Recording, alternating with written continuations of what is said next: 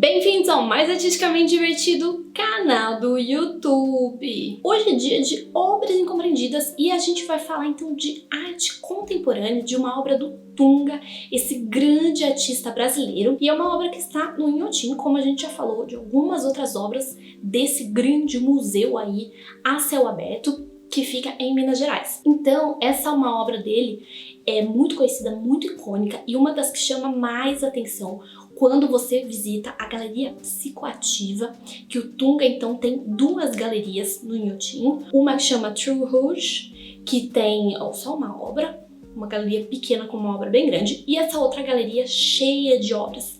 E logo que você entra, você se depara com essa obra que é bem grande, que a gente vê aí então um esqueleto sem cabeça deitado em uma rede, e dos dois lados tem cabeças. A gente já vai ver um pouco mais isso aí. Então, quando você chega, você já fica impressionado com as dimensões dessa obra, porque é uma obra bem grande, é uma obra que tem esse esqueleto que chama muita atenção e que é maior do que o natural. Então, não é o tamanho de uma pessoa morta, como seria o esqueleto dela, é bem maior. Então, já chama atenção aí pelo tamanho, pelo seu esqueleto e tal.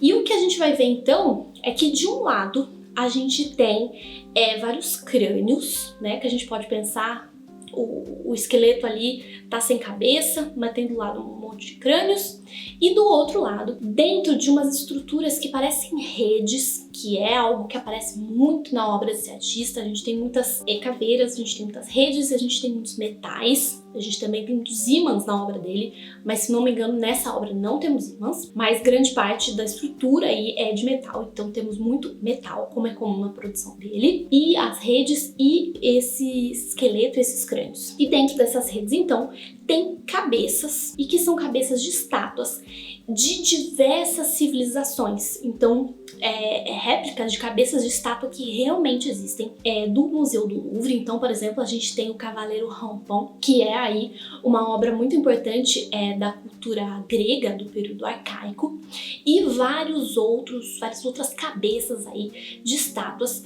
de culturas diferentes. Porque então esta obra, que se chama À la lumière de deux mondes, em francês significa a luz de dois mundos, ela foi exposta pela primeira vez no Louvre, foi feita para uma exposição no Louvre, que chamava justamente À la lumière de deux mondes, a luz de dois mundos, e era uma exposição sobre o Frans Hals, que é então um artista holandês do século XVII, que visitou os trópicos, né, visitou o Brasil e fez várias obras aí que mostram o Brasil e tal.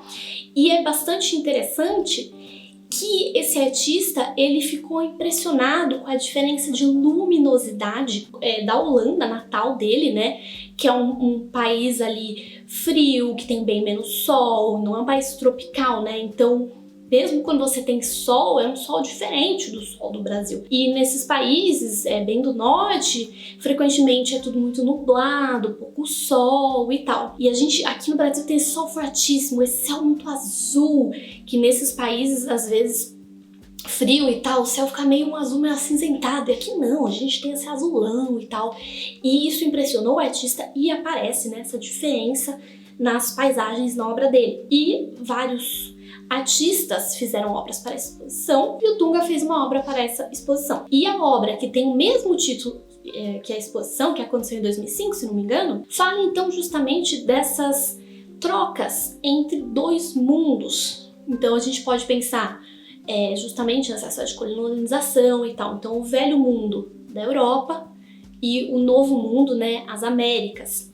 E daí a gente tem aí parte dessa cultura desse velho mundo, que a gente vê então essas cabeças dessas estátuas, que são aí réplicas de estátuas reais que existem aí no Museu do Louvre, esse grande museu de arte, um dos maiores museus do mundo, que guarda pedaços aí de diversas culturas, e ele coloca quase como um cemitério de civilizações o museu, né? Por isso talvez aí esse esqueleto deitado. E do outro lado a gente tem essas outras cabeças, né? Esses crânios. Então talvez esse personagem esteja aí absorvendo coisas de de um lado e do outro lado, está aí entre esses dois mundos. E esses crânios não deixam de lembrar também algumas práticas que tinham aqui na América, aqui no Brasil inclusive, que eram as práticas antropofágicas. Que antropofagia, então, é quando se come a carne do inimigo, não para se alimentar somente, igual tipo canibalismo, tipo, tô com fome, tem um humano lá, vou comer humano.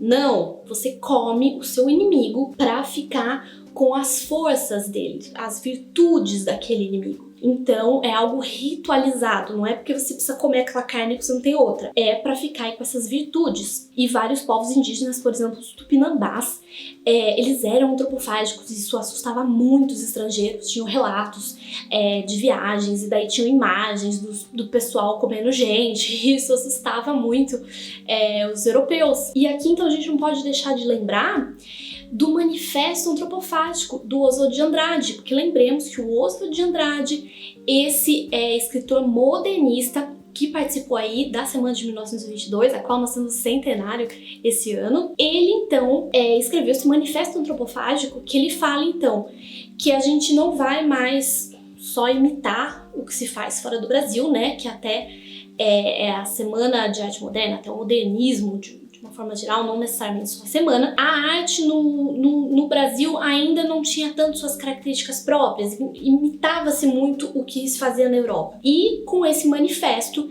ele fala então, a gente vai pegar o que é melhor de fora, juntar com o que nós temos aqui e regurgitar algo diferente. Então essa antropofagia, né, cultural, essa antropofagia metafórica. Então a gente não tem como não deixar de lembrar disso. E se eu não me engano, inclusive é interessante notar que o Tunga foi o primeiro artista contemporâneo a expor no Museu do Louvre. Não só dos artistas brasileiros, de todos os artistas contemporâneos. Ele foi o primeiro a expor no Museu do Louvre, o que é legal pra caramba. Então a gente pode pensar assim nesse esqueleto absorvendo esse conhecimento, né, do velho mundo. Então, como se ele tá aí esses dois mundos e tá absorvendo uma parte desse conhecimento.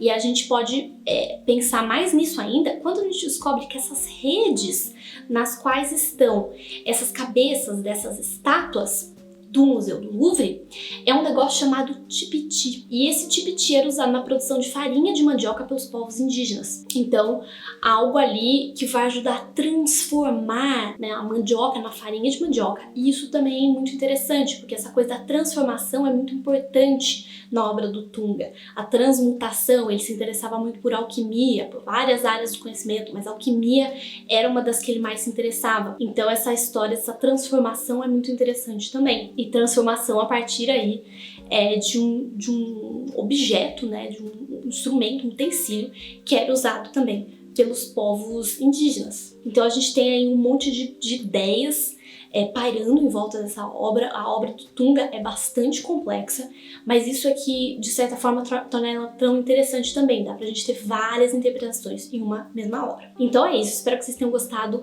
desse vídeo. Se vocês quiserem que eu fale mais sobre alguma obra do Tunga, deixa aí nos comentários, que a obra dele é muito, muito interessante e eu vou adorar fazer outros vídeos sobre. Então é isso, beijinhos e até a próxima!